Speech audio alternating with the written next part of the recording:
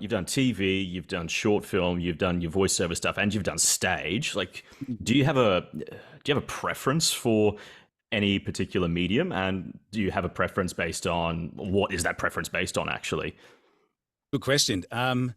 Well, they call it the actor's juice, right? You know, that's why I said when I was in the bartending game, that was like polyester acting, right? So I was getting the juice, but it wasn't what it needed to be. So once I really knuckled down on acting, um, I could get that. I could get my actor's jollies, right? So, and each medium has a different energy to it and a technique. Like for example, stage is you've got one take, you're out there. Any mistakes, well, they're not mistakes, we call them happy accidents, there's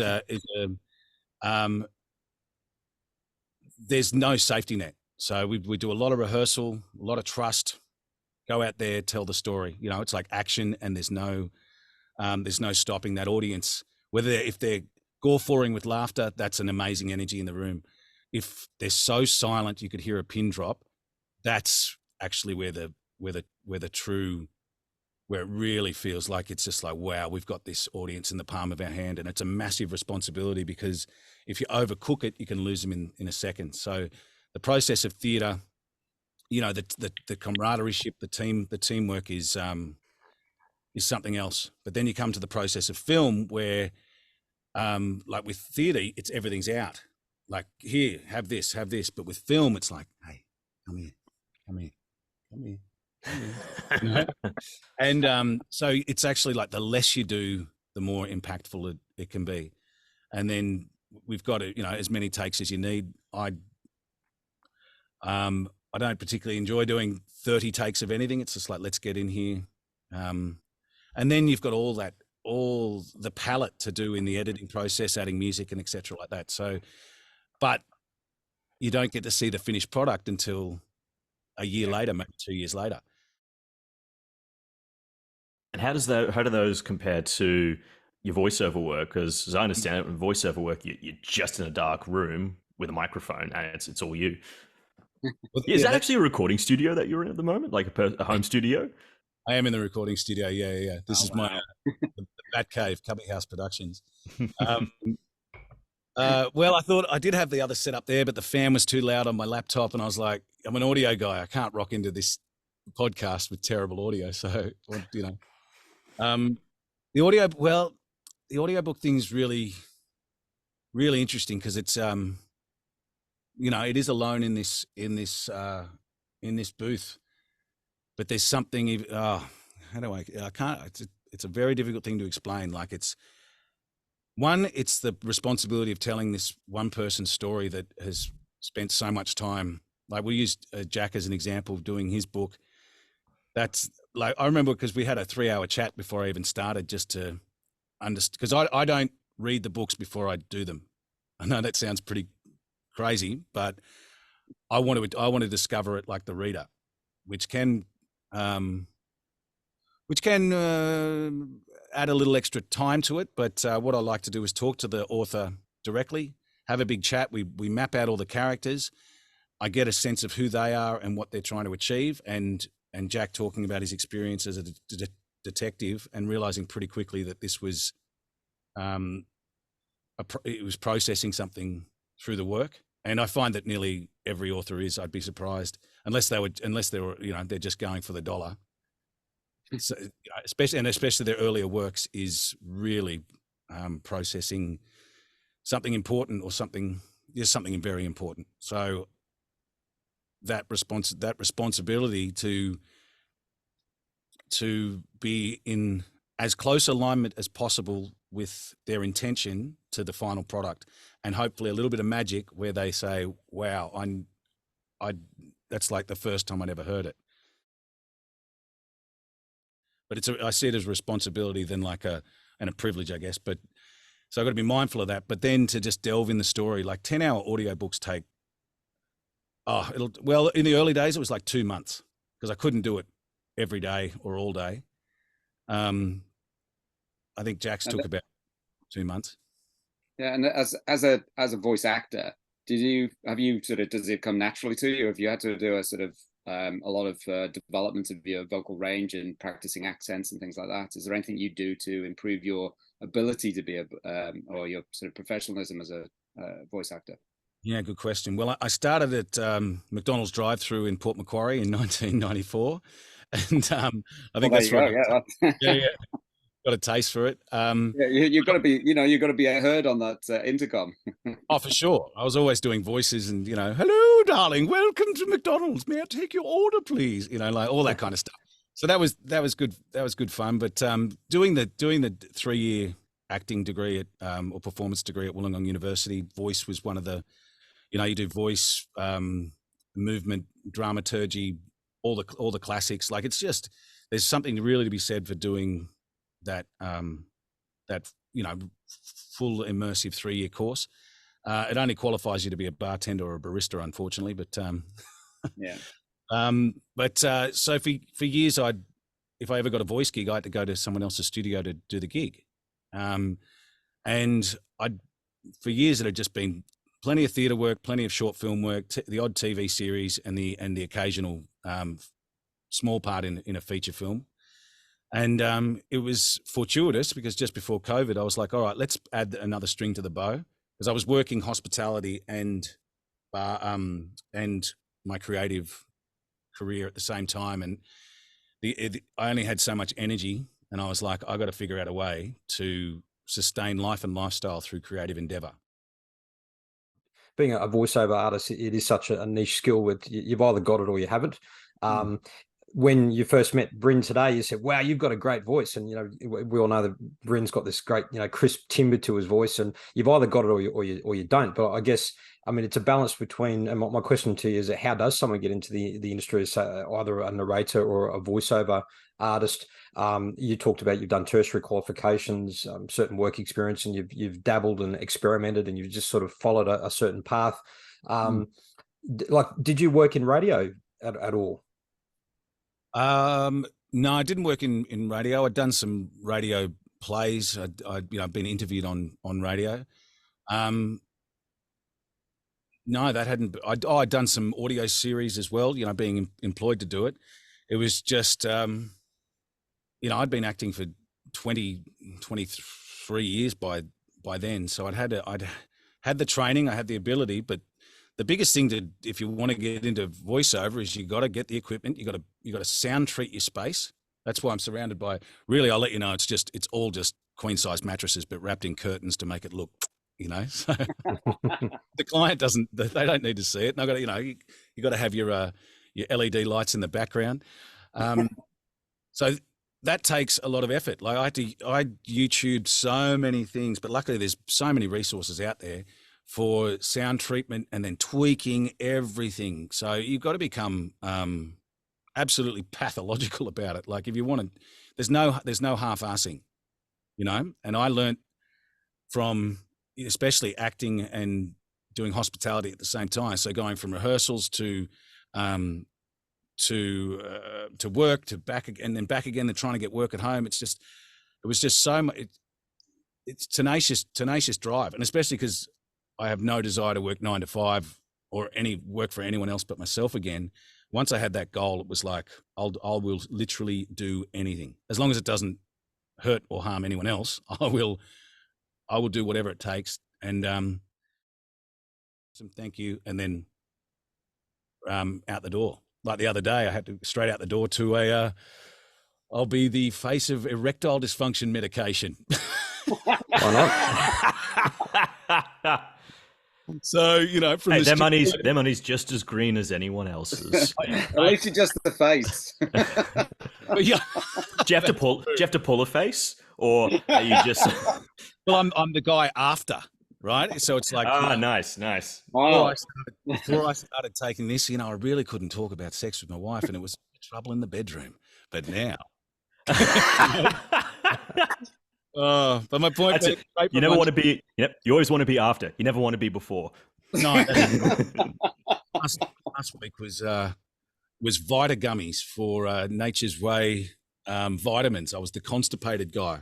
Ate the gummy, and then I'm like, Nature's Way. So I don't mind. I'll do that stuff.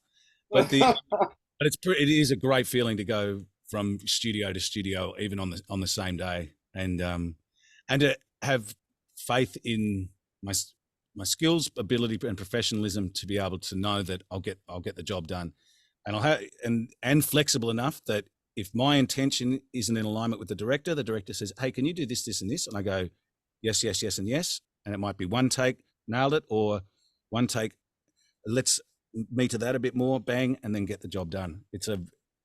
That's a different kind of gratifying experience compared to being, say, on stage and having the audience applaud, knowing that it's a different level of appreciation for having the skill set and the ability to do this. Like said, then it sort of goes back to what you said before. You're a storyteller, and you're clearly passionate about what you're doing. You are clearly gifted, and it's great to see that you're using your gifts to follow all these creative pursuits, to tell stories. So that's fantastic. Bryn, I'll hand over to you. I think you've got the next question. Yeah, because I was going to ask, you already given us a bit of a taste of the different roles that you've done. I wanted to ask specifically about voiceover roles. Did you have a specific voiceover role that was your favorite one? Like, did you have to, was it something where you were staying in your wheelhouse and you nailed it, or was it something that pushed you to do something outside of your normal range, but you still killed it? Oh yeah, that's a good, well, yeah, okay. So back in the day, voiceover, like commercial voiceover might have sounded like, check your letterbox for our latest catalog, auto1.com.au, and it's got that vibe. That takes me back. Yeah, or in a world, that kind of stuff. Coming summer. So, and also all the old cartoons. The first one comes to mind is Teenage Mutant Ninja Turtles. Getting home to watch cartoons as a kid, then hearing all the cinema trailer voices, and then obviously advertising. But what happened is I started like that, and now I predominantly do a natural voice, just my authentic natural voice. And I think the further I've got away from trying to do presenter voice, even though I do get booked for that, the more work I'm getting just from just telling you how it is, just being straight.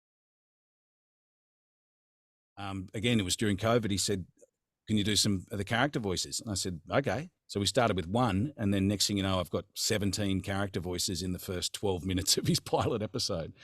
So,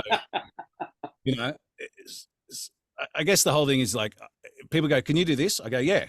And then I figure out how to do it if I don't know how to do it, so, but doing all those character voices, and especially, like doing Jack's book, I think you've got 60 characters in The Angels Wept. So, and just, you don't want to make them sound like caricatures, because animation's different to audiobooks. You want them to be really real embodied people, so that was a monumental task to begin with. I think the first audiobook I did took 4 months. But then I did Blood, Sweat and Steel by Curtis McGrath, the Australian soldier who had his legs forcibly removed by a landmine in Afghanistan, woke up in hospital, couldn't even squeeze Play-Doh, and 18 months later won Olympic gold for kayaking, and then did it again the next Paralympics. Now, why I bring that up is I was booked for that job in another studio, and they got me to do that I was booked for 4 days to do a 10-hour audiobook. And even this guy, Greg Crittenden, his name was, Take Two Studios, amazing dude. He's just like, we never book people, voice talent, for this 6 to 8 hours a day of just straight talking. He was doing all the editing. And we ended up having to do an extra half day on the Saturday, but we got it done. And I was cooked. In the morning, I sounded like Russell Crowe gargling a chainsaw. I was like, "G'day, mate, how you going? You right?" And I just warm up, and then we get it back to this. There's a different styles of audiobook narration, and correct me if I'm wrong, but what I hear is, and this is my example I give to people, one kind of narration kind of sounds almost like it's so monotone. It's like an AI voice. It's like, chapter 1, on the 4th of November, Daryl walked out onto the, and it's like that. And I'm like, oh, well, there's not much inflection in that. And I understand it's like, okay, we'll just make it nice and even across the board. Then you get these lovely people with amazing voices, but can't tell a story to save their life. And they sound like, chapter 1, on the 4th of November. And it's just like, mate, get on with it. And that's why, what is it, 7 to 13% of people, of audiobook listeners, listen to audiobooks on 1.5 up to 3 times speed.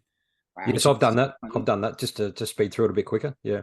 Yeah, which, that makes me sad, because it's like, this person so much you're not speeding through shouldn't be speeding through the story. If you've got to speed through the narration, but if you're doing that, then you're missing out on the story. Yeah, but if you think about it, when people read books, a lot of people skim read and don't actually take the whole story in. They just skim read. I can't do that. I have to read every word. And so, yeah, there's no way I would speed up an audiobook to listen to it, because, yeah, I need to focus on each word, otherwise I'll lose the story. So, but it's interesting when I'm sampling audiobooks. If I'm looking to purchase an audiobook, I will listen, and there are some narrators that I follow because I just love their voice. Particularly, I tend now to read Australian authors, because I kind of see that as a kind of a benchmark for me to use to kind of strive towards. So, and I'll also listen to Australian audiobooks. But sometimes I'll listen, and there are some exceptional Australian audiobook talent out there. But I might listen to the first chapter and think, I don't think I could listen to this voice for an entire book. Or if I am, if I have committed, and then I get to a certain point thinking he's just talking too slow, and I don't know. I'm either going to pull the pin now, or I need to fast forward. So that's kind of how I've fallen into that trap. As you said, Chris, it's about trying to find a match. The voice of the written word has to match the voice. And incidentally, that's how I first met you, Chris, was through a platform where there was an audition process. And I think there was about 5 voiceover artists that I auditioned, and you were one of them, where you provided a 400-word read of a certain paragraph. And the other voices were great and they're professionals, but when I listened to your voice, and I got my wife to come over and listen to the 5 auditions, and I just said, who do you like best? And she said, oh, that that's excellent. And she was talking about you. And because I just felt that your tone, your style, it was a beautiful match for the voice of my story, given that it's a dark crime thriller, and with an Australian sort of backdrop in a small rural town. I just felt that there was a really good marriage between your sound and the voice of the story. So that's important, isn't it, to find that real match between whether it's a male or a female voice. Who's telling the story? Is it being told in first person, third person? Who's telling the story, to get that match with the narrator's voice? Oh, indeed, mate. And thanks so much for saying that, Jack. I'm so stoked, because you're sitting here in this booth, you don't get feedback. You might get reviews on Amazon and all that sort of stuff, but to get direct, feedback like that is, it's an honor. And I actually know that, a couple of guys that know you, I'm in talking to them to do their audio books, and even, and another guy lives next door to my mum, and his dad lives next door to my mum, and he said, oh, we listened to this book, and what do we and she said, well, my son's an audiobook narrator, and she said, oh, we just listened to his book last week. So it was like, we want him. So